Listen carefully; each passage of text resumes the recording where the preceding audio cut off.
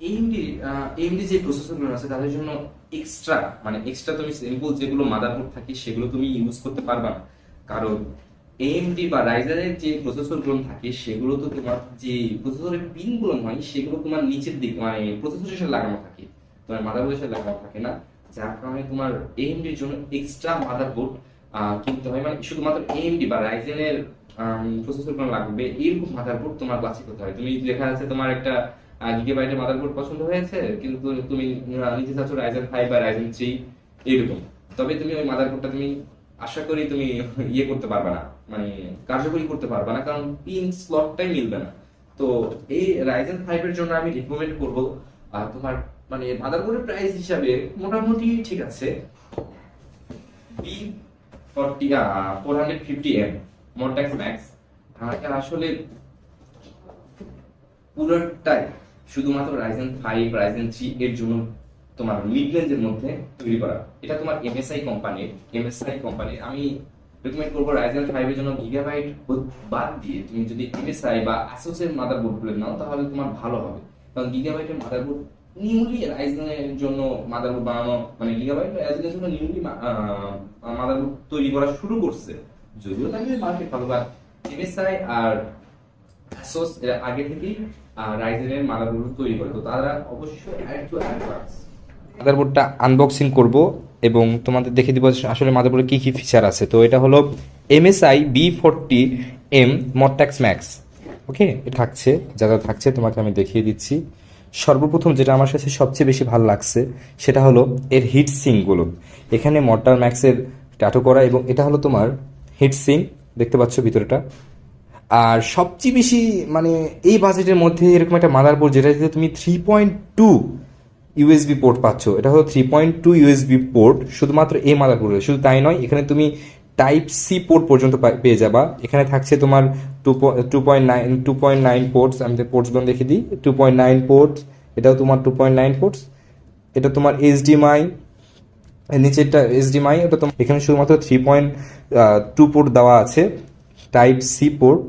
এখানে তুমি audio input output microphone থেকে শুরু করে মোট 5টি পোর্ট পাবা। এই গেল তোমার পোর্টসের সব সেকশন। এরপর তোমার সবচেয়ে আকর্ষণ জিনিস যেটা সেটা থাকছে হলো এই মাদারবোর্ডে তোমার বিল্ট ইন এলইডি লাগানো আছে। তুমি তো এক্সট্রা RGB তোমার কেসিংয়ের সাথে থাকবেই, বা তোমার এর সাথে বিল্ট ইন একদম এলইডি লাগানো আছে।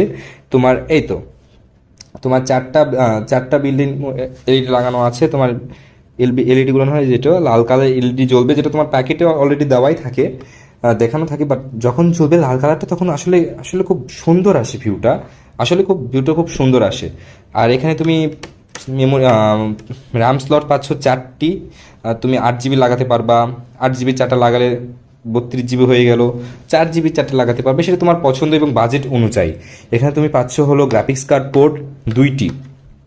তুমি চাইলে একটি ভিডিও গ্রাফিক্স কার্ড লাগতে পারো এবং একটি গেমিং গ্রাফিক্স কার্ড লাগাতে পারো, সেটা তোমার বাজেটের উপর নির্ভর করবে। বা তুমি দুটাই গেমিং গ্রাফিক্স কার্ড লাগালে এটা তোমার নির্ভর করবে তোমার ইউজিং এবং বাজেটের উপর। শুধু তাই নয়, এই যে মেটেরিয়ালসগুলো আছে এগুলো সহজে ওভারহিট হয় না, এবং এই যে ক্যাপাসিটারগুলো আছে এগুলো সহজে নষ্ট হয়ে যায় না এই মাদারবোর্ডে অন্তত। এর প্রত্যেকটা ক্যাপাসিটারগুলো খুব হাই কোয়ালিটির। তো এই মাদারবোর্ডটা তুমি পেয়ে যাবা 8,900 টাকার মধ্যে। 8,900 টাকা এটা সবসময় রেগুলার প্রাইস থেকে থাকে, এটা স্বাভাবিক প্রাইস। তবে এই বাজেটের মধ্যে আমি বলবো যে বেস্ট। M.2 এর স্লট পেয়ে যাচ্ছ, হিটসিঙ্ক থাকবেই, একটু হাই কোয়ালিটি হিটসিঙ্ক।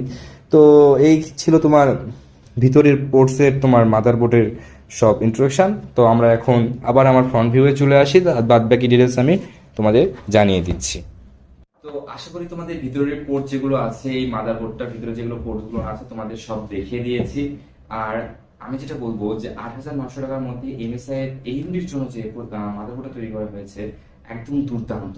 তুমি এখানে অলরেডি পেয়ে যাচ্ছ দুটো গ্রাফিক্স কার্ড পোর্ট, যার কারণে তুমি এক্সট্রা পরে যখন কোনো কিছু অ্যাড করবা তোমার সুবিধার্থে তুমি যে কোনো ভাবে সেটা তুমি কাস্টমাইজ করতে পারবা। তুমি ইচ্ছা মতো কাস্টমাইজ করতে পারবা, তোমার র্যামের বেলায় করতে পারবা। বাট একটা জিনিস কি আমার কাছে লেগেছে, যেহেতু M.2 এর স্লট হাই কোয়ালিটির, তুমি যদি 1 টেরাবাইটে M.2 লাগাতে পারো, 120GB M.2 লাগাতে পারো, এটা নির্ভর করবে তোমার উপর। কিন্তু